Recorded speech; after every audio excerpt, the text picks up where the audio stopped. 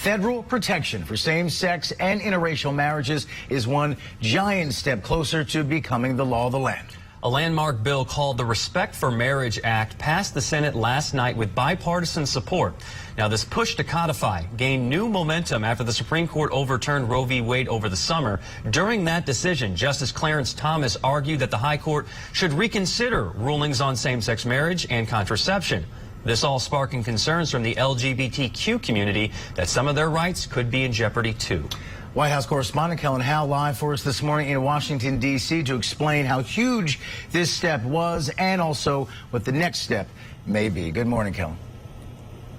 Good morning, Rob. Yeah, it can't be understated how big of a step this was for Congress and for the Senate. You know, it wasn't even 30 years ago that Congress was voting on legislation to protect the sanctity of marriage, not same-sex marriage. So it's just incredible how far lawmakers have come just in less than 30 years now. As you said, this bill passed in the Senate with bipartisan support. 12 Republicans voted in favor of this bill. And I want to be clear that the Respect for Marriage Act does not force states to legalize same-sex marriage. Rather, it provides this legal backstop so that those marriages that were already performed in states where it was legal will be protected going forward. It requires states to recognize those marriages that were legal when and where they were performed, and it protects current same-sex marriages in the event that the Supreme Court overturns that precedent that was set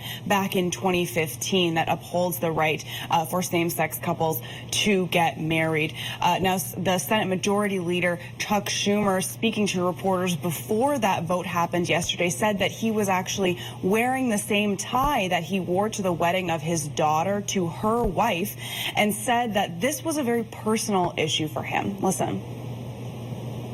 As you know, this is personal to me. In 2020, right after the passing of Justice Ruth Bader Ginsburg, we were at a family dinner, and my daughter and her wife were distraught and asked me, could our marriage be undone? Today, a new day has come for them, and in the new year, they'll be welcoming their first child, my third grandchild, God willing, in a few months. The Senate added an amendment to the bill yesterday that's aimed at protecting religious institutions and religious liberties.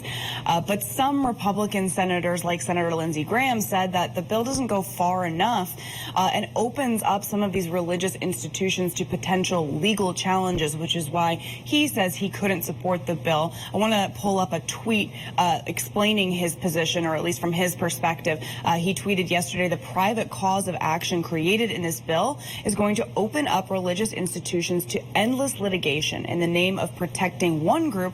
We have now undermined the rights of another. And so because that amendment was added to the bill, it now has to go back to the House to have another vote. It is expected to pass there, but that needs to happen before it goes to President Biden's desk for a signature. However, President Biden has said he is very much looking forward to signing this bill soon. Back to you guys.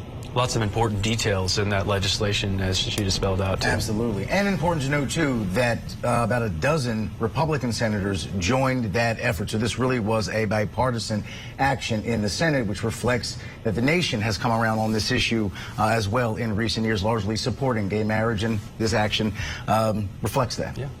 White House correspondent Kellen Howe reporting. Thanks, Kellen.